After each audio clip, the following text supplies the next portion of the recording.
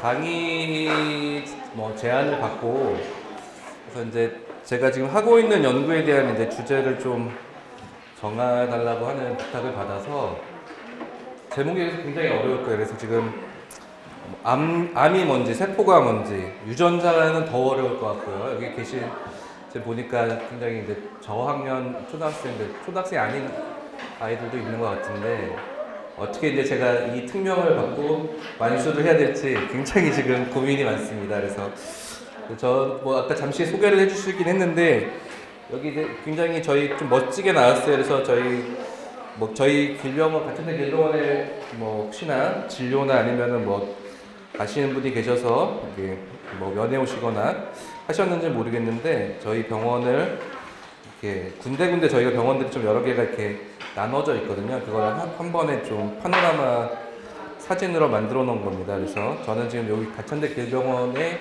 소화기내과에서 근무하고 있고요. 소화기라고 하면은 저희가 밥을 먹고 소화시키는 거에 관련되는 이제 다양한 장기들이 있어요. 그래서 우리가 보통 음식을 먹으면 입에서 식도로 넘어가서 그 음식들이 보통은 위로 넘어가서 위에서 이제 보통 분해를 하죠. 음식들이 위로에서 분해를 하고 그 분해된 음식들은 이제 보통 소장에서 흡수가 돼요. 그래서 소장에서 흡수가 되면은 그 흡수된 영양분들이 대부분 이제 간으로 들어가거든요. 간으로 들어가면 간에서 이제 다양한 일들을 해요. 제가 좀 이따 설명드릴 텐데 저는 우리 아마 몸에서 물론 머리도 굉장히 많은 일을 하죠. 굉장히 이제 다양한 그런 일들을 한꺼번에 진행하느라고 머리도 굉장히 복잡한데 저희는 생각지도 못하지만 간에서 이제 굉장히 많은 일들이 일어납니다. 그래서 저는 이제 주로는 간에 이제 병이 있는 환자들을 치료하는 그래서 간 전문 의사입니다. 그리고 그러면서 물론 이제 환자들만 보는 건 아니고 이제 여러분들이 크면은 이제 대학에 들어가죠. 그래서 대학 중에서도 요즘에 어떻게 우리나라의 이제 이 현실이 조금은 이게 바람직한가 저는 솔직히 그런 생각이 드는데 의과대학에 이제 너무 이제 집중이 돼 있죠. 그래가지고 의과대학에 이제 가고 싶어하는 굉장히 어린이들도 많을 거예요. 그래서 저는 이제 그렇게 이제 힘들게 초등학교, 중학교, 고등학교 거쳐서 이제 힘들게 공부하고 의대에 와가지고 이제 쉬어가고 있는 학생들을 가르치고 있는 그런 이제 의과대학 교수이기도 합니다. 그래서 제가 이제 말씀드릴 내용들은 이제 아까 잠깐 얘기했지만 이제 암세포라고 하는 우리가 정상세포가 있고 암세포가 있죠. 그래서 그런 이제 정상세포가 잘못 오작동을 하는 거죠. 앞에 자동차 이제 재미있는 자동차 강의를 들었던 것 같은데 자동차가 이제 이렇게 저희가 이제 차를 타고 가다가 자동차 갑자기 사고 고장도 나고 사고도 나잖아요. 그렇게 이제 정상적인 자동차 세포가 잘 가다가 어느 시점에 계속 우리가 물론 이제 어린이 여러분들이 운전을 하거나 그렇진 않지만 부모님들이 보통 운전하죠. 운전할 때 악셀레이트 우리가 차를 빨리 가게 하려면 악셀레이트라는 걸 밟게 되고 차를 멈추게 하려면 브레이크라는 걸 밟게 되는데 그런 이제 악셀레이터, 브레이크 이런 거는 이제 몸에서는 하나의 이제 그런 염증을 일으킨다고 생각하면 돼요. 그러니까 계속 자극을 주는 거예요. 세포는 가만히 놔둬서 쉬게 하면은 정상적으로 잘 갈 텐데 우리 몸에서 굉장히 안 좋은 것들 예를 들어서 저희 같은 경우 간에 제일 해로운 거는 보통 술이거든요. 술을 많이 먹는 그런 여러 가지 안 좋은 것들 여기 지금 저런 음료수도 있는데 굉장히 이렇게 달고 기름지고 이런 음식들도 다 간을 힘들게 하는 거예요. 그래서 그런 굉장히 이제 정상적인 세포를 힘들게 하면은 걔네들이 이제 결국은 화가 나는 거죠. 그래서 암세포가 되는 거예요. 그래서 암세포가 돼서 그런 암세포가 생기면 결국 사람은 사람이 평생 살 수는 없잖아요. 그래서 그런 이제 암에 걸리게 되면 어쩔 수 없이 이제 죽음을 맞이하게도 됩니다. 그래서 과연 그렇다고 여기 계시는 이제 부모님도 다 이제 나이가 드시면 이제 그런 병에 걸리실 수도 있는데 우리가 그냥 이렇게 넉넉히 볼 수만은 없잖아요. 그래서 그런 잘못 오작동된 이제 암세포를 결국 치료를 해야 돼요. 그래서 그걸 어떻게 치료하는지 가장 최신 정보를 좀 알려드리려고 합니다. 그래서 제가 누구냐 이제 앞에 잠깐 설명은 했는데, 저도 뭐 그냥 일반적인 뭐 그냥 임상 의사였고, 뭐 제가 막 그런 막 세포 유전자 치료 이런 거에 대해서 막 관심이 있지는 않았어요. 그런데 제가 이제 한참 코로나가 이제 막 유행하던 시절 있잖아요. 저희 2022년도에 한 3년 전이죠. 3년 전에 이제 뭐 여기 계신 분들 중에서도 이제 누구는 뭔가 자기가 관심 분야가 있어서 어떤 대학교에 가서 교수가 학생들을 가르치는 일을 할 수도 있을 텐데, 이제 그렇게 교수가 되면은 이제 더 열심히 연구하라고 자꾸 외국에 가서 좀 더 최신 연구를 하고 오라고 이렇게 외국에 연수를 가게 되는 상황이 와요. 그래서 저는 제가 그래서 어디로 연수를 갈까 하다가 이 코로나라는 그 코로나19에 이제 감염되어 있는 팬데믹 시절이었기 때문에 제가 이렇게 멀리 가기가 좀 힘들었어요. 그래가지고 제일 가까운 나라인 일본에 가게 됐습니다. 그래서 일본에 뭐 대학들이 여러 개가 있는데, 보통은 이제 뭐 많이 아시는 게 도쿄대학이 제일 이제 우리나라 서울대학처럼 제일 이제 도쿄라고 하는 제일 큰 그 도시에 이제 제일 첫 번째 대학이죠. 그래서 도쿄대학이 있고, 보통 두 번째 대학이 이제 교토대학이에요. 교토대학. 이제 뭐 우리나라 따지면은 뭐 순위 매기가 참 그런데, 어쨌건 스카이라고 하는 그 들어가 있는 학교들, 그런 게 이제 보통 여기에 해당됩니다. 그래서 교토대학이 굉장히 이제 그런 학문적으로 노벨상에 대해서 좀 이따 계속 얘기를 할 텐데, 노벨상 배출자가 굉장히 많아요. 교토대학 출신들이. 그래서 그런 이제 기초 연구를 하시는 분들이 굉장히 많고요. 그래서 그런 교토대학에 계시는 또 제가 갔던 이제 여기 가네코 신 교수님이라고 했는데, 신이라고 해서 뭐 꼭 한국인 분은 아니고 일본 분입니다. 그래서 가네코 신 교수님인데, 이분이 이제 교토대학과 츠쿠바 대학에 같이 이렇게 겸임으로 되어 있는 교수님이었어요. 저는 츠쿠바 대학이랑 교토대학을 왔다 갔다 하면서 제가 주로 연구했던 거는 아까 얘기했던 암세포를 죽일 수 있는 암 면역세포라는 걸 조금 연구를 했었고요. 그리고 이제 일본이 여기 옆에 이제 야마나카 시냐라고 하시는 분이 계시죠. 이분이 밑에 보면은 2012년도 노벨상을 타신 분이에요. 이게 나중에 기사 찾아보시면 아실 텐데, 우리가 유도만능 줄기세포라고 하는 세포를 개발을 하셨어요. 그래가지고 연구를 하셔가지고 2012년도에 노벨상을 받게 됩니다. 그래서 이분이 이제 유도만능 줄기세포라는 거를 이제 연구를 하셔서 이제 노벨상을 받고 나서 굉장히 큰 연구소를 일본에서 이제 이렇게 만들었어요. 그래가지고 유도만능 줄기세포 연구소가 굉장히 교토대학에 굉장히 큰 연구소가 있는데, 그 연구소에 이제 왔다 갔다 하면서 제가 연구를 좀 했고요. 아까 유도만능 줄기세포라는 건 뭐냐면, 이게 또 어려운 얘기예요. 그러니까 어려운 얘기인데, 몸에는 우리가 이제 체세포라는 게 있어요. 체세포. 그러니까 몸에 있는 세포라는 거예요. 그래서 일반적으로 우리가 태어나서 이제 여기 굉장히 어린 아이들이니까 이제 보통 뭐 이렇게 그림책 보면은 애기씨라 그러죠. 애기씨. 아빠한테 애기씨, 엄마한테 애기씨가 있잖아요.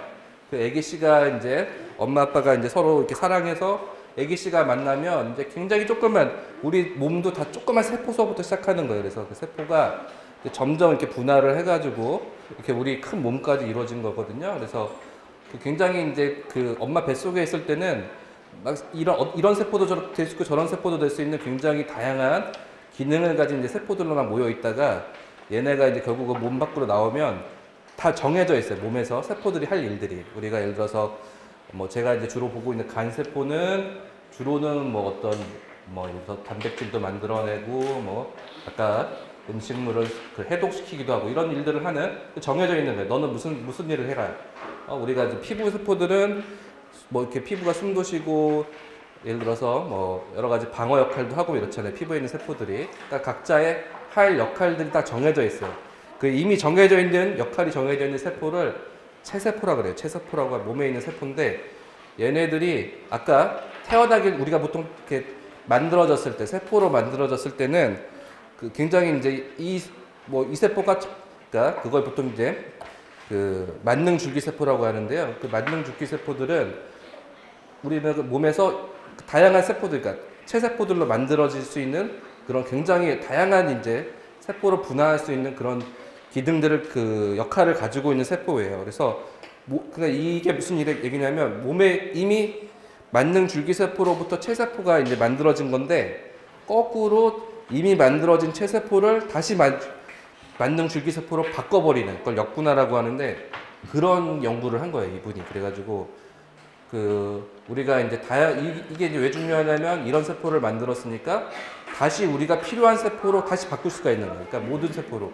예를 들어서 눈이 실명을 했어요. 눈에 세포들이 이제 막 고장이 나가지고 눈이 안 보여요. 그러면은 우리가 이제 하는 방법 중에 하나가 누군가가 이제 기증을 하잖아요. 각막 기증이라고 하는데 각막을 기증을 하면 그 기증된 각막을 눈에다가 이렇게 이식을 시켜주면 안 보이던 사람이 다시 보일 수가 있거든요. 근데 그 각막을 이렇게 이식할 수 있는 사람이 우리나라에 몇 명이나 있겠어요. 갑자기 불의의 사고가 나가지고 그런 이식을 할 수 있는 사람은 굉장히 이제 그런 이식을 받고 싶어 하는 사람은 굉장히 많은데 그거를 이제 줄 수 있는 사람은 굉장히 극히 적은 거예요. 그러면은 결국은 이제 눈을 이식받고 싶어도 이식 못 받다가 결국은 세상을 보고 싶었는데 못 보고서 이제 돌아가시는 경우도 있겠죠.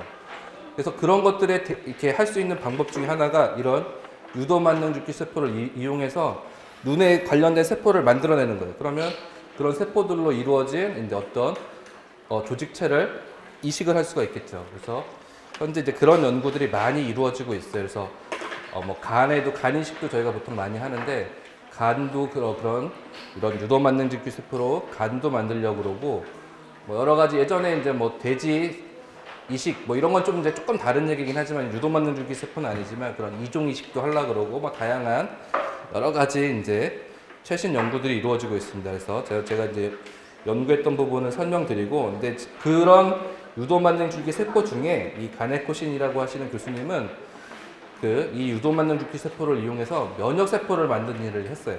면역세포, 그러니까 암과 싸울 수 있는 면역세포를 만들게 한 거예요.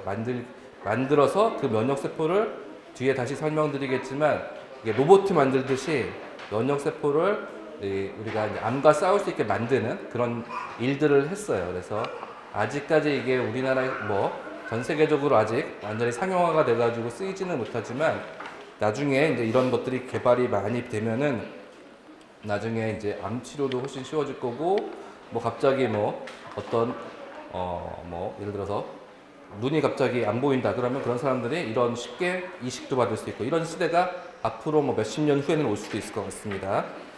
그래서 제가 이제 주로 하는 일은 아까 간에 대한 이제 환자들을 보는데요. 그 중에서도 간에 있는 암 환자들을 또 일부 보고 있어요. 그래서 그 간에 있는 암을 간암이라고 하는데 저는 그래서 이런 간암 환자분들을 주로 보고 있고요. 그래서 이 간암 환자들을 어떻게 하면 잘 치료할 수 있을까 이런 고민을 항상 하고 있습니다. 그래서 간이 뭐냐? 그러면 아까 말씀드렸듯이 간은 이게 보면 이렇게 배 한번 가리켜 보세요, 다들. 배가 어디 있어요? 그렇죠, 배가 다들 가운데 배를 가리키잖아요. 가운데에도 물론 다 간이에요. 그러니까 여기 명치 있는 부분부터 오른쪽으로 쭉 이렇게 만져보세요. 그러면 물론 만져지지는 않을 거예요. 만져지지는 않는데 쭉 여기 그 오른쪽 배까지 거기가 간이에요. 간이라고 하는 굉장히 큰 장기가 있어요. 그래서 이만하게 간이 이렇게 위치해 있고 여기서 이제 일어나는 다양한 일들이 있어요. 여기서 위치해 있고 뭐 무게는 대략 한 1kg에서 1.5kg 뭐 아주 무겁지는 않아요. 근데 뭐 하지만 하는 일은 굉장히 많아요. 간을 이제 그래서 하는 일들을 역할을 하기 위해서 혈관들도 있고 뭐 간에서 이제 담즙이라고 하는 거 만들어내거든요. 그건 소화를 시키고 여러 가지 뭐 이제 대사 물질들을 배설하기 위해서 담즙이라는 게 만들어서 배설하는데 그런 담즙을 모았다가 이제 저장했다가 나오게 하는 담낭이라는 것도 있고요. 그 주변에 간 주변에 그리고 이제 뭐 담즙이 내려오는 길도 있고 그렇습니다. 그래서 어쨌건 간은 굉장히 큰 장기다. 그래서 간이 무슨 일을 하느냐? 간이 약간 저희가 이제 그 책들을 그림책이던 책들을 보다 보면은 간은 약간 화학 공장 같다 이런 얘기들을 많이 들으셨을 거예요. 그리고 여기서 본 학생 아이들도 있을 텐데 그래서 간은 이제 공장에서 요즘에는 물론 굴뚝 있는 공장이 굉장히 보기가 힘들 거예요. 대부분 굴뚝 있는 공장들은 대도시에는 없고 대부분 지방에 있고 뭐 그래서 이제 이런 공장들이 돌아가는 거를 보기는 쉽진 않지만 그런 공장들에서는 주로는 뭔가 뭐 물건을 만들어내기도 하고 물건을 막 뭐 해독하기도 하고 이런 일들 하잖아요.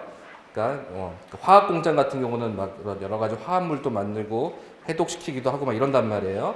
그런 공장과 같은 일. 그러니까 만들어내는 거로는 간에서 단백질이라고 하는 걸 만들어요. 그러니까 단백질 중에서도 알부민이라고 하는 단백질을 만드는데 이 알부민이라는 단백질은 간에서밖에 못 만들어요. 그래서 간에서만 만들 수 있다. 그래서 그리고 뭐 다양한 여러 가지 이제 뭐 우리가 음식을 먹고 뭐 소화돼서 생기는 어떤 다양한 영양 물질들 또는 뭐 우리가 감기 걸리거나 아프면 약 먹잖아요. 약 먹으면 약이 굉장히 독한 약인데 그런 것들이 이제 간에서 가서 해독도 되기도 하고 그렇습니다. 그래서 다양한 이제 여러 가지 일들을 해요. 그래서 만약 이렇게 굉장히 많은 일들을 하는데 그래서 간이 고장이 나면 어떡하겠어요? 이런 간이 고장이 나면 그러면 이제 사람들이 이제 오래 살기가 어려운 거예요. 이게 또 황달이라고 해서 얼굴도 노래지고 여러 가지 뭐 문제들이 생길 수가 있습니다. 그래서 간을 잘 지키는 방법을 잠깐 설명해 줄 거예요. 뒤에 암에 대한 얘기 하기 전에 간을 어떻게 하면 잘 지킬 수 있을까? 일단은 아까도 이제 아직 어린이들은 뭐 술을 마시거나 하지는 않을 텐데 이제 나중에 이렇게 뭐 엄마 아빠들도 술 드실 때 있잖아요. 그래서 엄마 아빠들 술 드시지 말라고 말씀해야 돼요. 그래서 이렇게 술을 먹으면 술은 이제 굉장히 마실 땐 기분이 좋아요. 마실 땐 기분이 좋은데 이 술에 들어있는 알코올 성분이 이제 분해가 되면서 분해되어서 나온 이 대사 물질들이 굉장히 간한테 독한 역할을 합니다. 그래서 간에 염증을 일으켜요. 그래서 이제 그런 술이라고 하는 건 이제 간에는 굉장히 해로운 거고요. 그리고 또 한 가지 여기서 이제 뭐 여기 앞에 있는 선생님도 날씬한 편은 아니에요. 근데 이렇게 요즘에는 어릴 때도 뚱뚱한 사람들이 많아요. 뚱뚱한데 뭐 그렇다고 막 어린이들이 막 먹는 것을 굶고 하는 거는 뭐 바람직하진 않아요. 그런데 어떤 음식을 먹느냐가 중요하긴 하죠. 굉장히 뭐 기름지고 인스턴트 식품들 있잖아요. 햄버거니 뭐 피자니 이런 것들을 가끔 먹는 건 괜찮아요. 근데 그런 걸 너무 자주 그런 것만 먹으면은 간에 기름이 끼기 시작해요. 그래서 지방간이라고 하는데 이렇게 간에 기름이 끼면은 이런 것도 간에 굉장히 염증을 일으켜요. 그래서 보시면 여기 이렇게 이런 햄버거를 먹고 있으면 뚱뚱해지죠. 그래서 이렇게 뚱뚱해지고 배가 나오고 이러면은 이런 굉장히 간이 보시면 간에 염증도 생기고 간이 막 울퉁불퉁해졌죠. 이걸 간경화라고 하는데 간경변증이라고 하는데 간이 울퉁불퉁해지기도 하고 이런데 이제 암이 생기기도 합니다. 그래서 이 사진을 보시고 혹시나 이제 뭐 햄버거를 매일 먹고 싶어도 좀 참았다가 일주일에 한 번만 먹던지 적게 드시는 게 좋아요. 그리고 뭐 그런 거 말고도 대표적인 이제 간에 염증을 일으키는 게 간염 바이러스라는 게 있어요. 간염 바이러스. 그래서 우리가 뭐 B형 간염 바이러스, C형 간염 바이러스 이런 게 있는데 이거는 이제 물론 이제 사람이랑 비슷한 뭐 그런 침팬지나 이런 동물들도 감염을 시키긴 하지만 어쨌건 대부분은 사람에 있는 간에 있는 세포만 감염을 시키는 바이러스예요. 그래서 이런 바이러스에 감염이 되면은 간에 염증을 일으키고 암도 생길 수가 있습니다. 그래서 이렇게 우리나라에 이렇게 뚱뚱한 사람들이 굉장히 많아졌어요. 예전보다. 그래가지고 거의 여기에는 아직 어린이들은 아마 이제 지방간이 있지는 않을 텐데 엄마 아빠들은 여기에 4분의 1은 25% 4분의 1은 다 이렇게 지방간이 있을 거예요. 그래서 엄마 아빠들도 보면은 운동하라고 그러고 햄버거 먹지 말라고 말씀해야 돼요. 술 드시지 말라고 그러고. 그래서 요즘에 이렇게 물론 간염 바이러스에 의한 간염도 물론 여전히 많긴 하지만 점점 더 이렇게 뚱뚱해져서 생기는 지방간 질환들이 많이 생기기 시작했어요. 자, 그러면 이제 간암이라고 하는 건 어떤 증상이 있을지 뭐 어린이들이 아직까지 여기에 관심은 없겠지만 그래도 우리가 간암에 대해서 얘기하니까 그래서 혹시나 이렇게 지나가다가 얼굴이 노란 사람들 보면은 혹시 간에 문제가 없나 어린이들이 어른 보고 가르쳐 드려도 돼요. 그래서 한번 병원에 가보세요 이런 얘기를 해봐도 돼요. 그리고 이렇게 배가 많이 나왔는데 배가 이렇게 출렁출렁거리는 분들이 있어요. 물이 차가지고 그걸 복시라고 하는데 이렇게 배가 출렁출렁거리고 이런 분들은 간에 문제가 있을 수도 있어요. 그래서 간암은 이게 굉장히 간이 크잖아요. 간이 크기 때문에 조그만 암이 있으면 전혀 증상이 안 나타나요. 그래서 그런 암 중에 하나고 이제 뒤에 이제 제가 암에 대한 치료제 얘기를 하려고 이제 이런 걸 가져왔는데 그러니까 암은 뭐 우리가 보통 숫자로 1, 2, 3, 4 이렇게 얘기하잖아요. 1기, 2기, 3기, 4기 암 이렇게 있어요. 그래서 보통은 이제 3기암, 4기암 우리가 이제 뭐 말기암 환자 이런 얘기 많이 하잖아요. 그래서 그런 말기로 가면은 결국은 뭐 수술이나 이런 치료는 하기가 어렵고 결과적으로는 항암 치료를 해야 되거든요. 항암 치료. 항암 치료라고 하는 건 이제 뭐 옛날에는 물론 그 항암제에도 종류가 여러 가지가 있는데 예전에 있는 항암제들은 이렇게 암세포만 골라서 죽일 수 있는 게 아니라 몸에 있는 정상세포들도 죽였어요. 그래서 항암 치료를 하면은 굉장히 막 머리도 빠지고 뭐 여러 가지 설사도 하고 여러 가지 증상들이 많이 나타났었는데 요즘에 있는 이제 항암제들은 점점 더 암세포만 골라 죽일 수 있는 치료제들로 점점 바뀌고 있어요. 그런 얘기도 좀 이따 할 거예요. 그래서 이런 건 얘기가 넘어가고 그래서 간암은 이제 치료하는 방법은 잠깐 설명드리면 일단은 간에 혹이 있으면 잘라낼 수가 있어요. 그래서 여기 앞에 계시는 선생님은 이제 내과 선생님이에요. 그래서 우리가 병원의 의사 선생님들은 크게는 내과 선생님이 있고 외과 선생님이 있어서 내과는 주로는 이제 환자분의 병을 진단하고 어떤 약을 써서 이제 이 환자분을 치료할까를 고민하는 사람이 주로 내과 의사고요. 외과 의사 선생님은 혹이 보이면 빨리 잘라내야지 이런 생각을 하시는 분들이 외과 선생님이에요. 그래서 자르고 수술하고 이런 거는 다 이제 외과에서 보통 진행합니다. 그래서 혹이 있으면 이제 혹을 수술하는 게 이제 보통이고요.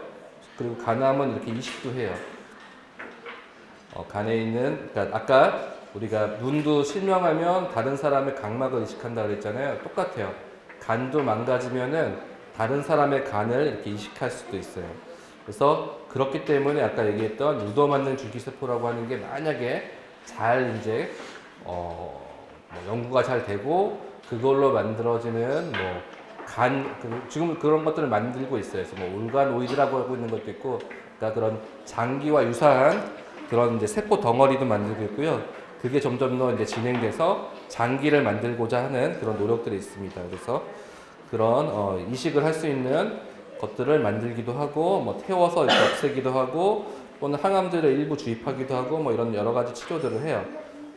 그런데 이제 제가 이제 오늘 말하려고 하는 건 전신 항암제예요. 그래서 암이 있으면 암이 3기 또는 4기 이렇게 뒤로 그거는 이제 1기, 1, 2, 3, 4로 갈수록 점점 더 암이 많이 진행됐다는 거예요. 그래서 이제는 더 이상 암을 잘라낼 수는 없고 암을 약을 써가지고 이제 암세포들을 결국은 전신에 이제 암세포가 퍼져 있기 때문에 그 퍼져 있는 암세포들을 결국 약을 가지고 죽일 수 있는 그런 약제들을 개발을 했어요. 그래서 간암에도 먹는 이렇게 항암제도 있고 주사 항암제도 있어요. 그래서 이렇게 먹는 항암제 중에 저희가 이제 쓰고 있는 항암제를 표적 항암제라는 말도 쓰고 또는 이제 면역 세포들을 이렇게 변형시키는, 활성화시키는 그런 이제 면역 항암제라는 것도 있어요. 이게 뭐냐면 자 이제서야 이제 암에 대해서 얘기하는데 자 암세포와 정상세포가 있어요. 그래서 우리가 세포가 정상적으로 이렇게 막 작동하다가 어느 순간 아까 좀 막 이렇게 염증을 일으키고 얘를 괴롭히면은 얘가 갑자기 돌연변이라고 하는 우리가 뭐 가끔 말로 엄마가 그런 말을 하는지 모르겠는데 너 어디서 나온 돌연변이니? 뭐 이런 얘기 혹시 들었는지 모르겠는데 돌연변이라고 하는 건 정상적이지 않은 그러니까 정상적인 것을 벗어나는 그러니까 뭐 약간 외계인 것 같은 거죠. 원래는 몸속에 있어서는 안 되는 건데 갑자기 이제 작동이 잘못해가지고 그런 돌연변이가 생기는 그런 것들에 의해서 암을 만드는 돌연변이도 생기고 암을 원래는 만들지 않게 해야 되는데 그런 것들이 이제 기능이 떨어지면서 결국은 암이라고 하는 암세포가 생기는 거예요. 그래서 암세포의 특징이 뭐냐면 정상세포는 결국은 죽어요. 그래서 피부도 우리가 피부세포들이 계속 눈으로 봤을 때는 그냥 뭔가가 그냥 여기서 고정돼 있나 보다 생각하지만 우리도 모르게 계속 피부에 있는 세포들이 죽었다 살아났다 계속 이런 일들을 반복을 하거든요. 특히나 상처가 나면 그 상처들을 계속 세포들이 재생을 하면서 다시 채워 넣고 이런 일들을 해요. 그래서 그런 일들을 하는데 결국은 이 정상적인 세포들은 언젠간 죽거든요. 근데 이 돌연변이가 생긴 암세포는 죽지가 않아요. 그러니까 몸속에서 우리가 필요 없는 애들이 계속 자꾸 커지는 거예요. 더 생기고 커지고 그래서 이제 암이 생기는 거예요. 그래서 그러면서 이제 걔네들이 이제 몸에서 이제 나쁜 일들을 하는 거죠. 그래서 우리 그런 세포를 죽게 만드는 거에 관여를 하는 게 텔로미어라는 게 있어요. 텔로미어라고 하는 그런 뭐가 있는데 결국은 얘가 세포를 그러니까 우리가 인간이 왜 죽어요? 이거 굉장히 어려운 얘기인데 그렇지. DNA가 손실돼서 이제 뭐 결과적으로는 세포 단위의 인간이 세포가 죽는 거죠. 결국은 세포가 죽는데 약간 이제 내가 과학적인 얘기를 하는 게 아니라 좀 철학적인 얘기를 하는 거예요. 인간이 왜 죽을까? 인간이 계속 살아있으면 무슨 일이 생길 것 같아요? 세상에 사람들이 많죠. 응? 그렇지.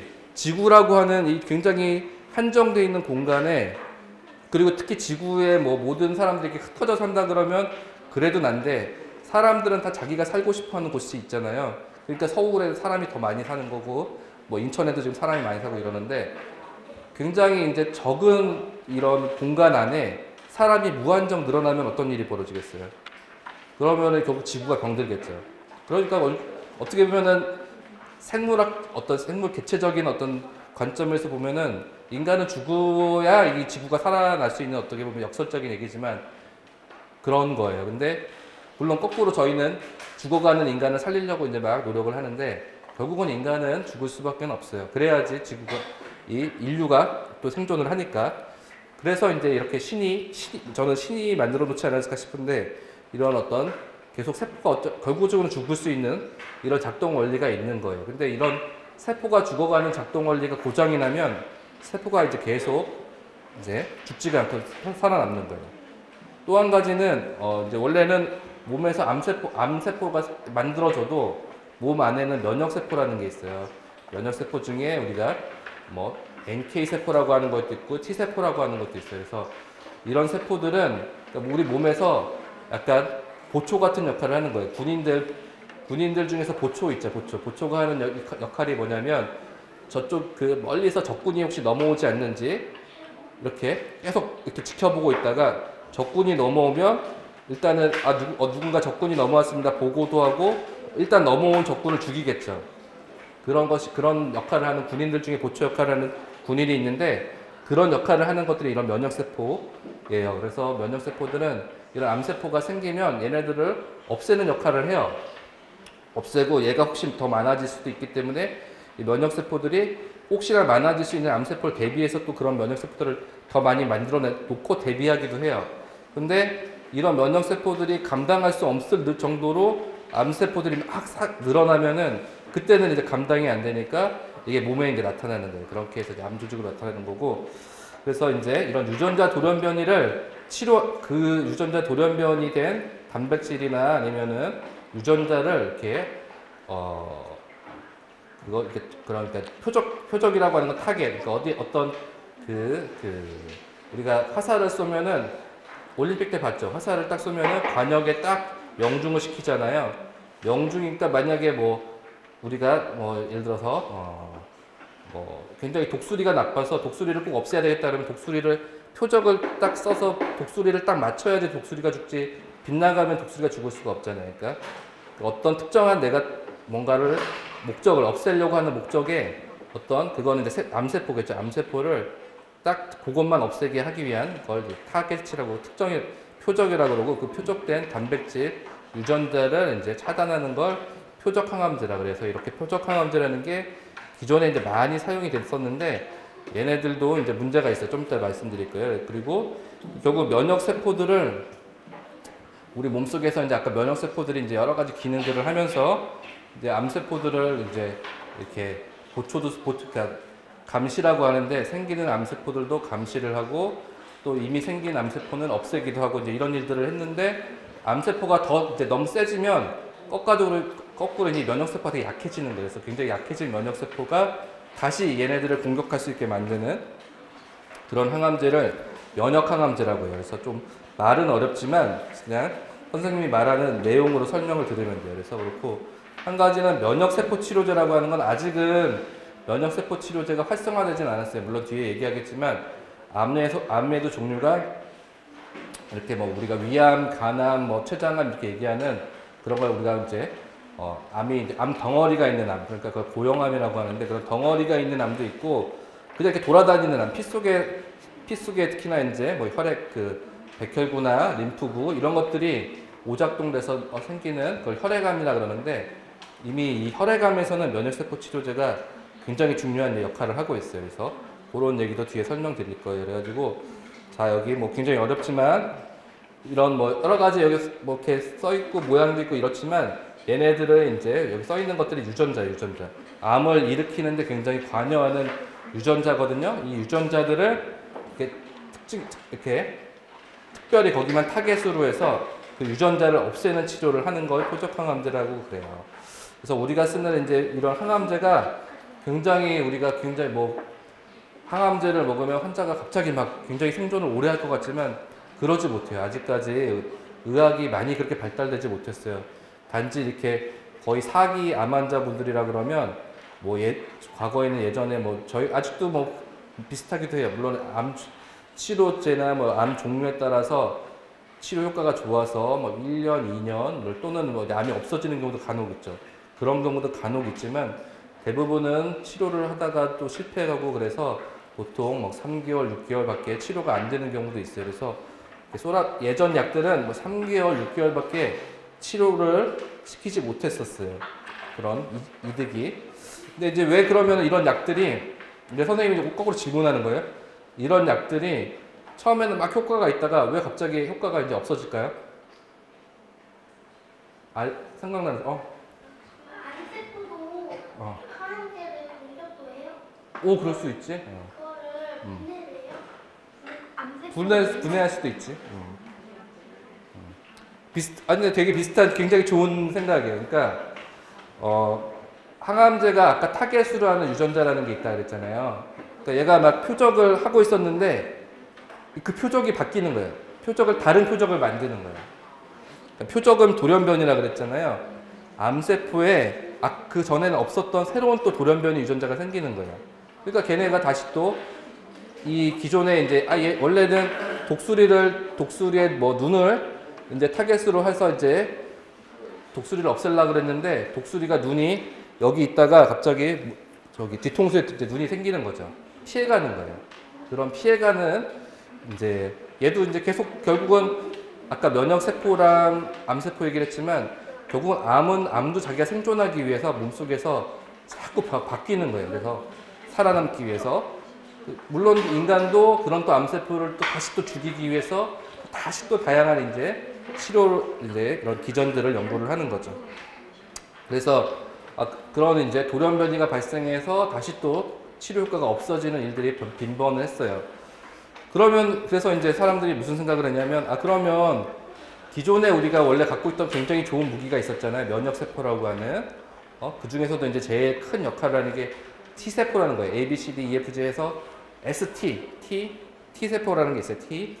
그래서 이 T세포가 주로 암을 이렇게 없애는 역할을 하는데, 우리가 이제 조금 어려운 얘기지만 암에는 내가 누구다라는 거를 그러니까 우리가 집에 이제 뭐 몇 호 이렇게 써 있잖아요. 뭐 예를 들어서 뭐 102호, 나는 102호집 사람이야라는 거를 이렇게 아파트라 그러면 아파트에다 이렇게 적어 놓잖아요. 그러니까 자기가 누군지를 표시를 하는 항원이라고 해요. 그래서 암세포 항원이 그 세포 표면에 세포에 있어요. 세포에 있는데 그 세포들을 그러면 얘가 이제 암세포라는 게 표시가 되고 돌아다니니까 그러면은 102호가 굉장히 이제 102호에 나쁜 범인이 있으니까 그 102호에 있는 범인을 잡아야 되겠다 해가지고 경찰이 102호를 찾아가지고 102호를 이제 들어가서 이제 범인을 잡겠죠. 똑같아요. T세포도 그런 암세포에 있는 이제 특정한 항원이라고 하는 자기 표시를 하고 있는데 걔를 찾아가지고 그 암세포를 없애는 역할을 했었는데 얘가 암세포가 이거를 그럼 어떻게 피해야 되겠다 그래가지고 어떤 일을 하냐면 102호가 아니라 102를 이렇게 지우고 103 이렇게 쓰면은 못 찾아오겠죠.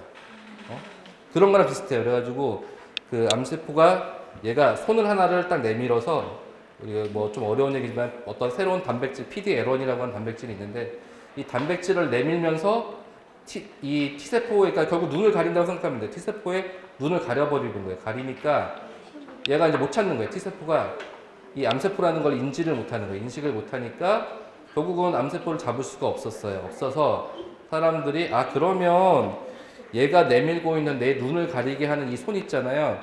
이 손을 없애버리면 손을 묶어버리면 결국은 얘가 100이라고 하는 거 103으로 서로 다시 바꾸지를 못할 거 아니에요. 그래서 그거를 이렇게 차단하고 있는 약들을 만든 거예요. 그래서 결국은 암세포가 이 T세포라고 하는 면역세포가 기능을 못하도록 내민 손을 없애는, 손을 잘라버리는 거죠. 그러니까 약이 들어가서 손을 잘라버리는, 이렇게 손이 잘라졌잖아요. 그렇죠? 그래가지고 결국은 그럼 다시 어떻게 되겠어요? 다시 102라고 다시 돌아왔네? 그럼 102에 가서 얘를 잡을 수가 있겠죠. 그래서 이제 T세포가 다시 제 역할을 해서 암세포를 없애게 할 수 있는 이런 이제 치료약을 개발을 했어요. 그래서 지금 현재 모든 이제 이런 아까 얘기했지만 그런 그 덩어리가 생기는 암들, 그 고형암이라고 하는데 이런 고형암 치료에서는 이런 면역 항암제가 현재는 가장 많이 사용되고 있어요. 그래서 T세포의 기능을 회복시켜서 이제 치료하게 하는 그런 면역 항암제를 개발을 했는데 그래서 이제 이거를 개발했던 사람들의 노벨상을 또 2018년도에 받았어요.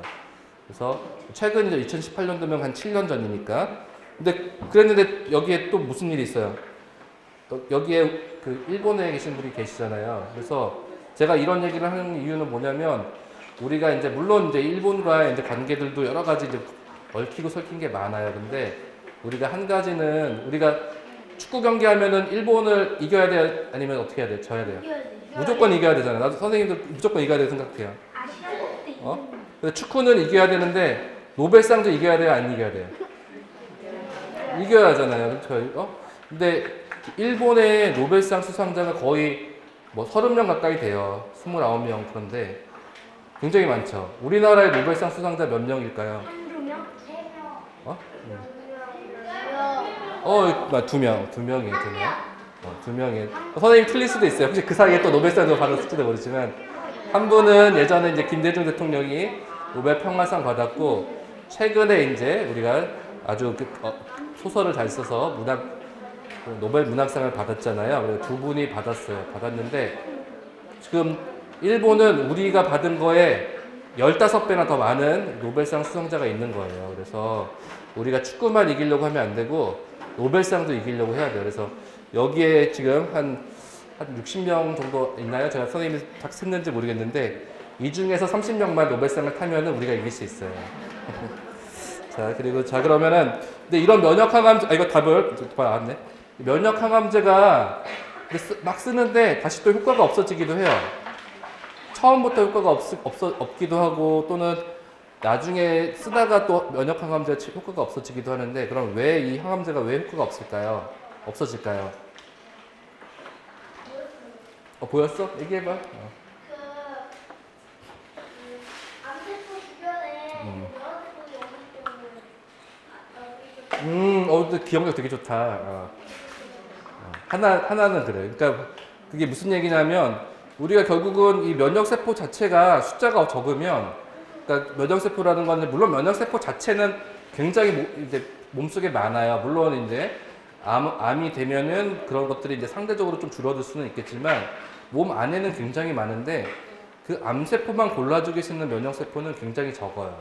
왜냐면 암 조직에만 이제 그 면역세포가 주로 머물러 있는데 그런 면역세포가 적은 사람들은 아무리 그런 약을 쓴다고 해도 결국 싸울 수 있는 군대가 별로 적으니까 치료 효과가 별로 없겠죠. 또 한 가지는 또 뭘까요? 한 가지는 얘가 군인이긴 군인인데 다 막 지금 걸어가기도 힘든 비실비실한 군인이에요. 그런 군인 많아봤자 싸움에서 이길 수 있어요? 없죠. 그러니까 그런 비실비실한 군인들이 많은 거예요. 그래서 굉장히 세포 수가 그러나 싸울 수 있는 세포가 적거나 아니면 얘네들이 굉장히 기능이 떨어져 있어가지고 아무리 이런 약을 써서 회복을 시키려고 해도 그런 것들이 우리 이제 회복이 잘 안 되는 그럴 때 효과가 잘 없어요. 그러면 더 좋은 방법이 뭐가 있을까요? 그러면 잠깐 근데 한 학생만 말하니까 다른 학생도 한번 더 좋은 방법 혹시 뭐가 있을까요? 면역 항암제보다 더 좋은 방법이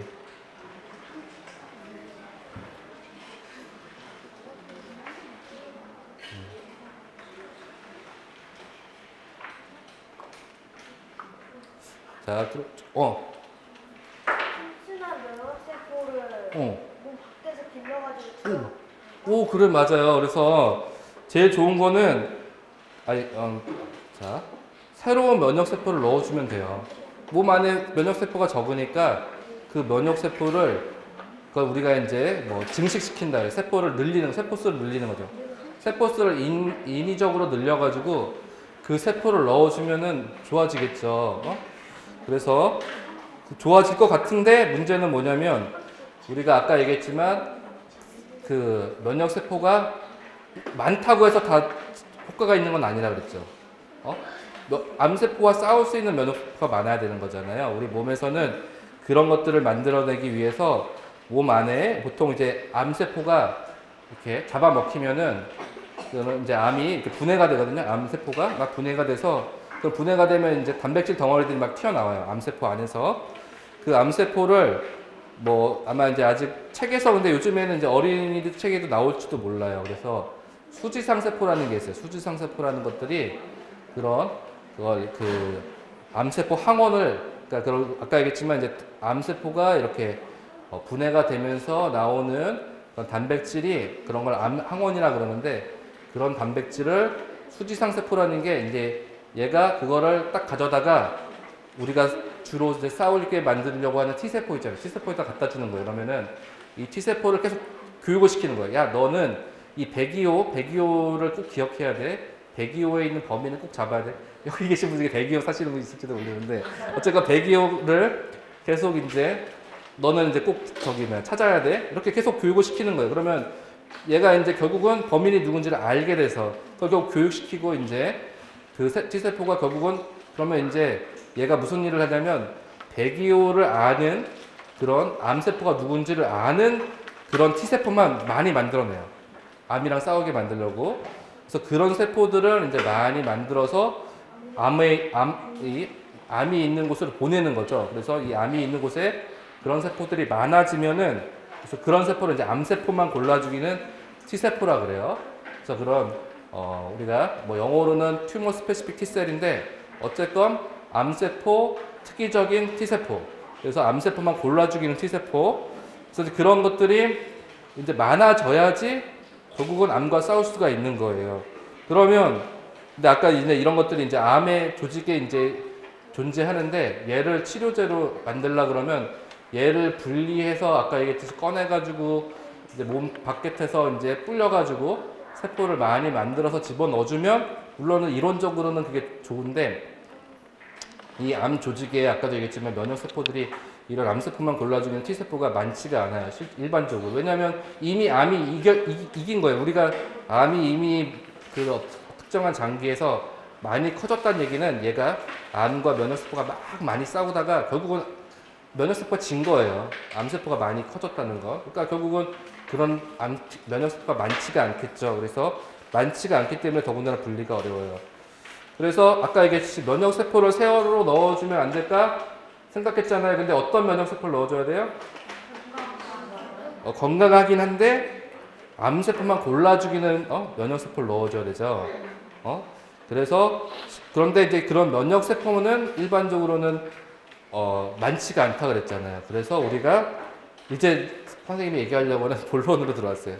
암세포만 골라주기는 세포 유전자라는 걸 이제 개발하고 있어요. 아직 물론 이게 혈액암에서는 굉장히 상용화가 됐고 뭐 최근에는 아직 고형암에서는 이제 그런 아직은 많이 활성화가 못됐어요. 그 얘기도 좀 이따 할 텐데 그러면 이게 뭐냐면 자 T세포라는 게 있어요. T세포라고 하는 그 세포에다가 아까 102호라고 하는 거를 이제 원래는 암이 분해가 돼가지고 그 분해된 것을 수지성 세포가 가서 T세포한테 다시 알려주고 그래서 T세포를 만들고 이제 이런 게 몸속에 이루어지잖아요. 근데 몸 밖에서는 그걸 만들기가 그런 환경을 만들기가 굉장히 어려워요. 그래서 사람들이 많이 고민하다가 아 그러면 그 T세포에다가 암세포를 찾아낼 수 있는 그런 망원경을 집어넣으면 되겠다.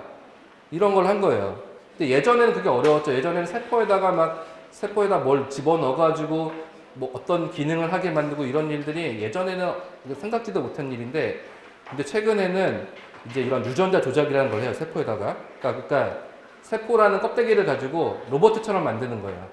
우리가 이제 몸속에는 결국은 몸속에다 로봇을 집어넣으면 이제 막 거부 반응도 일어나고 얘가 살아날 수가 없으니까 이미 몸속에 있는 세포라는 거를 이용해서 그 세포를 조작을 하는 거예요. 조작을 해가지고 유전자 조작을 하는 거예요. 그래서 그 유전자 조작이 그래서 그런 유전자를 넣어주는데 어떤 유전자를 넣어주느냐? 배기호를 찾을 수 있는 망원경 유전자를 넣어주는 거예요. 그래서 그거를 꼭 자물쇠와 꼭 이게 열쇠와 같죠. 그러니까 암세포에 배기호라고 하는 항원이 이렇게 표시가 되어 있는데 그 배기호를 딱 배기호라고 그러니까 우리가 열쇠 그 자물쇠에 딱 열쇠가 똑같이 모양이 맞아야지 얘가 딱 열리잖아요. 똑같아요. 배기호를 왜냐면 이게 딱 열쇠처럼 안 맞으면 얘가 아무데나 가가지고 얘는 암세포가 아닌데 엉뚱한 데 가가지고 암세포인 줄 알고 얘가 죽여버릴 거 아니에요. 그러니까 그러면은 몸에서 굉장히 문제가 많이 생기기 때문에 이 배기호라고 하는 이 암세포에 표시되어 있는 이 항원만 돌아다니면서 찾다가 딱 그것과 딱 결합할 수 있는 그런 유전자를 집어넣어서 얘를 찾게 만들었어요. 그래서 실질적으로 이제 우리가 현재 혈액암에서 쓰고 있는 약의 방법은 몸 안에 이제 이런 아까 T세포라고 하는 면역세포는 주로는 이제 그러니까 백혈구 성분을 그리고 그냥 간단해요. 피를 뽑는 거예요. 암 환자에서 피를 뽑아가지고 그 뽑아져 있는 혈액 안에 그 T세포가 많이 들어있거든요. 근데 이 T세포는 암을 찾아다니면서 이렇게 인식할 수 있는 암세포만 골라 죽일 수 있는 T세포는 아니에요. 그냥 T세포예요. 그냥 T세포인데 그 T세포를 찾아가지고 걔에다가 이제 아까 얘기했던 그런 망원경과 같은 유전자를 주입을 하는 거예요. 그래서 그 주입이 되면은 그걸 이제 카 유전자라고 해요. 좀 말이 어렵지만 아까 앞에서 자동차 들었잖아요. 자동차 카랑 똑같아요. 약자는 물론 자동차 카는 약어는 아니지만 그래서 키메릭 안티젠 리세터라고 하는데 이제 이러고 하는 좀 어렵지만 어쨌든 자동차와 같다고 생각하면 돼요. 카 유전자를 T세포에다 주입했어요. 그래서 그걸 카티라고 그래요. 카티 세포를 이제 우리가 만든 다음에 그 만든 세포를 불리는 거예요. 숫자를 늘려가지고 그러면 얘가 암과 충분히 싸울 수 있을 만큼 불리면 얘가 들어가서 싸우겠죠. 그래가지고 그거를 다시 몸속에 집어넣어주면 얘가 이제 암세포들만 망원경을 달았으니까 찾아다니는 거예요. 아, 얘 어디 있나 찾다가 딱 그 자물쇠와 열쇠처럼 딱 얘가 맞춰보고 딱 열렸어요. 열리면 아, 얘는 암세포네 해가지고 얘를 이제 잡아먹는 거예요. 그래서 그런 세포를 만들었어요. 그래서 좀 어렵지만 이제 유전자를 이렇게 바이러스를 이용해서 우리가 몸속에 코로나 바이러스 이런 것 중에 굉장히 바이러스가 사람의 병을 일으키기도 하는데 이런 바이러스를 이용을 해서 세포 안에다가 유전자를 이렇게 집어넣을 수 있는 기술이 생겼어요. 그래서 이렇게 이런 바이러스를 이용해서 요게 유전자 그림인데 우리가 이제 만들어야 되겠다 하는 망원경 유전자를 T세포에다가 이렇게 집어넣어가지고 이런 망원경을 이제 붙여놓는 거예요. 찾아갈 수 있게 해가지고 그 암에 있는 항원과 딱 이렇게 자물쇠와 열쇠처럼 이렇게 딱 맞춰보는 거죠. 딱 맞으면 아, 이제 내가 이제 작동해도 되겠구나 해가지고 암세포가 이렇게 죽는 거예요. 그래서 그런 세포가 이제 치료자가 이미 개발은 됐고요. 그래서 그 개발된 세포 치료제가 벌써 이게 기사가 22년도에 3년 전이에요. 3년 전에 물론 이제 개발은 더 전에 있겠죠. 전에 됐고 국내에서 처음 이런 이제 치료제가 사용된 게 22년도인 거예요. 3년 전인 거예요. 그래서 이제 외국 회사에서 킴리아라고 하는 이런 항암제를 그러니까 그러니까 카티 세포를 만들었어요. 그래서 여기서 그때 이제 첫 치료했던 아이가 백혈병 환자예요. 백혈병 아이예요. 그래서 여기 보면 알겠지만 8살짜리 아이였네요. 그래서 8살짜리 아이가 이제 원래 조혈모 세포라고 하는 거는 이제 골수 안에 이렇게 또 아까 그런 이제 그러니까 결국은 뭐냐면 이렇게 백혈병을 치료하려면 백혈병이라고 하는 거는 그 몸 안에 있는 그런 백혈구의 세포에 굉장히 이제 이상이 생겨가지고 걔네들이 과다하게 많이 만들어져서 오작동을 하는 거거든요. 그럼 결국은 어떻게 했어요? 기존의 방법은 그 세포들을 일단은 강력한 이제 항암제를 써가지고 뭐 암세포만 죽이는 게 아니라 모든 정상세포까지 싹 죽여버려요. 싹 죽인 다음에 그런 그런 이제 백혈구나 아니면 이런 것들을 만들어낼 수 있는 게 그 만들어내는 게 골수예요. 골수가 주된 역할을 하는데 골수라는 건 뭐냐면 우리 몸 안에 뼈가 있죠. 뼈 안쪽에 이제 골수라고 하는 게 있어요. 아마 이렇게 닭뼈 먹다 보면은 닭뼈 안에 뻘겋게 이제 이렇게 잘라보면 안쪽에 골수도 있을 거예요. 그러니까 그런 뼈 안쪽에 골수라는 게 있는데 그 골수가 하는 역할이 주로는 그런 뭐 백혈구던 또는 적혈구던 이런 세포들을 혈액에 있는 세포들을 만들어내거든요. 그래서 피 속에 있는 암세포와 정상세포를 싹 없앤 다음에 골수세포를 딱 넣어주면 이제 골수세포가 잘 이식이 되면 얘가 이제 다시 재기능을 할 수 있는 정상적인 원래 백혈구던 뭐 적혈구던 이런 것들을 만들어내가지고 치료를 했었거든요. 근데 문제는 얘가 갑자기 다시 또 돌연변이가 생길 수 있다고 그랬잖아요. 치료가 잘 됐다가 돌연변이들이 다시 생기면서 재발을 하는 그래서 굉장히 치료가 어려웠었는데 그렇게 치료가 어려웠던 백혈병 환자가 이 킴리아라고 하는 CAR-T 세포 치료제를 주사를 맞고 나서 싹 없어졌다는 거예요. 몇 달 사이에. 굉장히 그래서 이렇게 기사까지 나올 정도로 정말 기적 같은 치료제라고 소개가 됐었어요. 물론 아직도 갈 길은 좀 멀어요. 그래서 이런 그 혈액암 안에서도 처음에는 굉장히 성능이 좋은 줄 알았는데 결국은 암이 어때요? 결국은 괴롭히면 암은 또 다시 또 성을 내잖아요. 그래서 똑같이 화를 낸다. 그래서 얘가 또 피해가는 방법을 만들어가지고 또 돌연변이가 생기고 이러고는 있지만 그래도 어쨌건 충분히 더 치료할 수 있는 여지들이 많아졌어요. 그래서 이제 마지막 슬라이드, 제가 슬라이드 2개 남았는데 자, 앞에는 혈액암이에요. 혈액암이 치료가 왜 잘 됐냐면 혈액암은 생각보다 되게 단순해요. 돌연변이가 많지가 않아요. 그래서 보통 1개, 2개밖에 돌연변이가 없어요. 그러니까 오작동된 유전자가 1개, 2개밖에 없으니까 한 종류 또는 2종류의 CAR-T 세포만 집어넣어도 얘가 다 찾아내서 다 잡아낼 수가 있겠죠. 그래서 이제 혈액암은 그게 그래도 비교적 그래서 쉽게 그래서 치료가 잘 됐는데 문제는 이제 저희가 얘기하는 뭐 간암, 위암, 대장암, 췌장암 이런 덩어리를 만들게 하는 고형암이에요. 이제 이런 애들은 뭐 말도 지금 이렇게 덩어리잖아요. 그러니까 이 덩어리 안에 굉장히 다양한 세포들이 존재해요. 다양한 암세포들이 존재해요. 한두 개로 이루어진 게 아니라 굉장히 다양한 암세포로 이루어져 있거든요. 그러니까 물론 그 중에서도 특정하게 좀 더 많은 부분을 차지하는 이제 암세포들이 있기는 있어요. 그래서 그런 것들을 특정한 이제 암세포를 이제 그런 항원을 타겟으로 하는 CAR-T 세포를 이제 만들어서 이제 치료제를 개발은 하고 있는데 그래도 아직 갈 길이 멀어요. 이 많은 애들을 어떻게 잡아내면 좋을까? 그리고 이 중에서 어떤 애들을 좀 골라서 잡아야지 좀 좋을까? 이런 것들을 아직까지 고민하고 있어요. 고민하고 있고 또 한 가지는 얘가 혈액은 어때요? 피는 그래도 혈관이 뭐 여기 손등에도 혈관이 보이잖아요. 혈관이 굉장히 얇죠. 얇은 혈관에 그런 적혈구나 백혈구들이 돌아다닌다고요. 그러니까 물론 얘도 이제 주변에서 이제 얘네들을 방해하는 애들이 있긴 있겠지만 방해가 될 수 있는 애들이 많지는 않아요. 많지는 않은데 이 덩어리는 어떻겠어요? 덩어리는 얘가 이제 치료를 하려고 그러면 덩어리남에 이 CAR-T라고 하는 세포 치료제가 들어가서 얘를 뚫고 들어가야 되죠. 뚫고 들어가서 우리가 이제 원하는 암세포만 치료를 해야 되는데 여기에는 또 다양하게 얘를 방해하는 애들이 되게 많이 있어요. 그래서 그거를 종양 미세 환경이라고 하는데 암에 여러 가지 이제 환경이 좋지가 않다는 거예요. 암세포를 치료하게 하려고 하는 이 면역세포들을 방해하는 애들이 굉장히 많은 거예요. 방해꾼들이. 그래서 아직까지는 굉장히 좀 쉽지는 않아요. 어려운 길이긴 한데 이렇게 굉장히 어렵지만 여기 계신 아까 굉장히 답변들도 잘하고 했는데 여러분들이 이제 계속 이렇게 노력하고 우리가 일본 이겨야 되잖아요.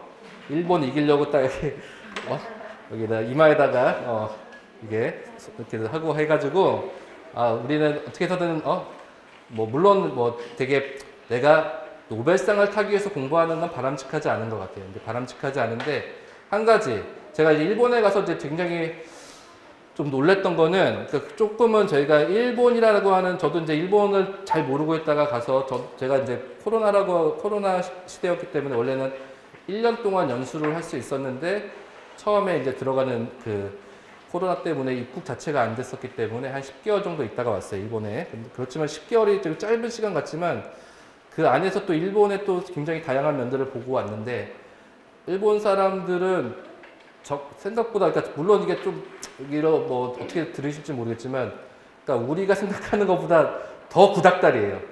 그러니까 일본이 되게 막 현대화되어 있는 것 같잖아요. 물론 뭐 그런 현대적인 어떤 기술, 테크놀로지가 뭐 굉장히 앞서가 있죠. 앞서가 있는데 굉장히 거기 일본에도 물론 굉장히 나이 드신 노인들 굉장히 많고 여러 가지가 있어서 그런 것들을 다 감안해서 그런지 몰라도 되게 아날로그적인 부분들이 많아요. 아날로그적인 부분이 많고 되게 좀 우리도 예전에 굉장히 이렇게 조금 뭐라고 그러죠?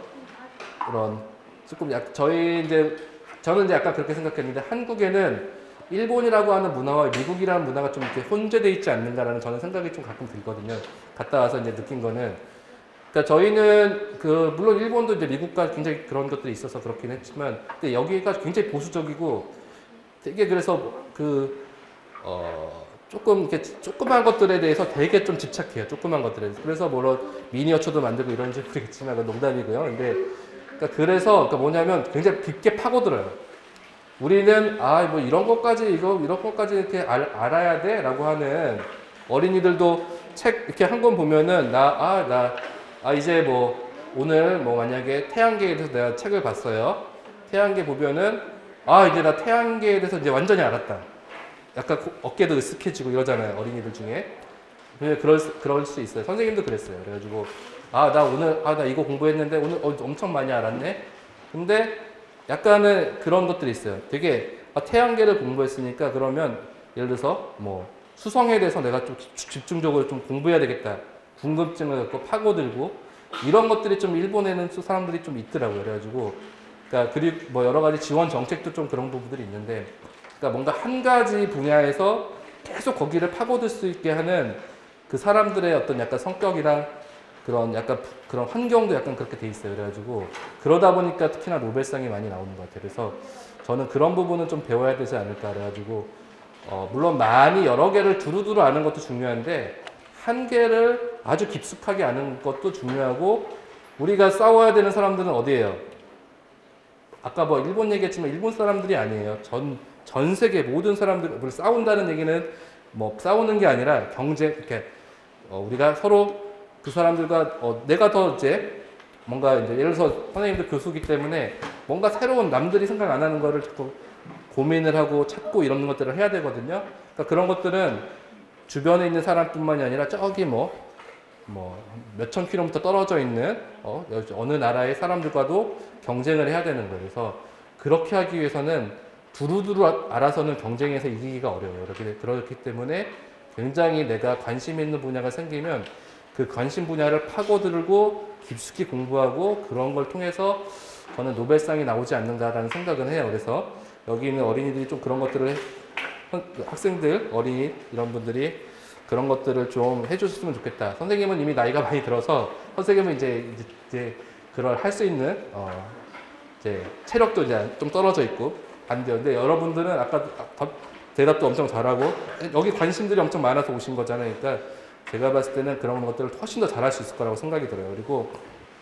그래서 아까 선생님 최근에 하고 있는 연구를 잠깐 소개만 드릴게요. 물론 선생님도 이런 연구를 하는 이유는 아까 얘기했지만 세계의 다른 나라 누구와도 내가 좀 뭔가를 새로운 거를 나는 이거를 한다라는 걸 좀 내세울 수 있는 사람이 되고 싶다라는 생각에서 이제 연구들을 하는 거예요. 그래서 암이 굉장히 복잡하고 다르다 그랬잖아요. 그래서 어떤 특정한 환자에 있는 암덩어리가 어떤 암세포로 이루어졌는지 알고 싶어요. 선생님은 알고 싶은데 그거를 알 수 있는 방법이 여러 가지가 물론 있어요. 여러 가지가 있어서 뭐 유전체 검사도 하고 뭐 단백체라고 해서 단백질 검사도 하고 막 이러는데 일단은 그 조직 간 덩어리 조직 안에 있는 암 덩어리에서 그 암과 유사하게 만든 세포 덩어리를 만들고 싶은 거예요. 그거를 아까 잠깐 얼핏 얘기했지만 올가노이드 또는 이제 스페로이드라고 하는데 그런 암과 비슷하니까 아까 우리가 이런 치료를 위해서도 뭐 이식을 하기 위해서도 이런 올가노이드 이런 것들을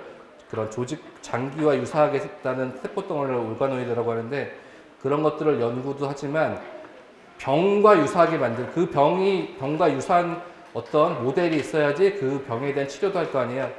연구도 하고 그래서 그런 환자의 암과 유사하게 암 조직과 유사한 세포 덩어리를 만드는 일을 해서 그 세포 덩어리에 그런 다양한 구성을 우리가 알면은 환자의 암도 치료할 수 있지 않을까 하는 생각을 해서 그런 뭐 좀 어려운 얘기지만 다양한 복잡한 걸 이질성이라고 합니다. 그래서 그런 이질성을 확인하고 그걸 치료하기 위한 것들도 연구를 하고 있고 선생님도 그래서 그거를 치료하기 위해서 거기에 이제 우리가 얘가 어떤 애들을 타겟으로 하면은 표적으로 하면은 이제 우리가 그거를 치료할 수 있는 세포덩 그런 카티셀을 만들 수 있겠다는 아이디어가 나오면 이제 그런 아이디어로 카티셀을 만들려고 하고 있습니다. 그래서 그렇게 하면은 환자한테 맞춤형 치료라고 하는데 딱 그냥 여기서 탁 던져놓고 너 어디든 맞아가지고 치료돼 이게 아니라 내가 딱 치료하고 싶은 곳 환자의 딱 제일 가려운 곳만 딱 긁어주기 위한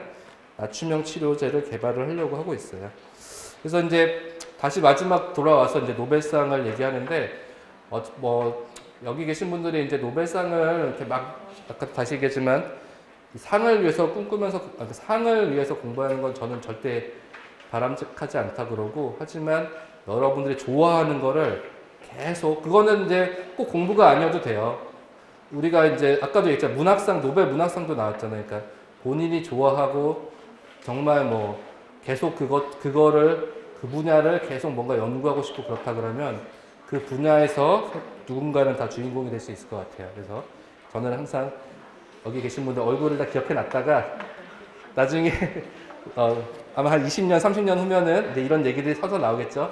예전에 어디선가 이제 내가 어렸을 때 강의를 들었는데 30년 전에 어떤 선생님이 그런 얘기를 해서 내가 꿈을 가지고 이런저런 내가 관심 있는 것을 한번 공부하게 됐다라는 얘기를 선생님은 이제 누군지는 잘 기억은 안 나겠지만 제가 어디선가 그걸 들으면 너무 기분이 좋을 것 같아요. 네, 감사합니다. 네.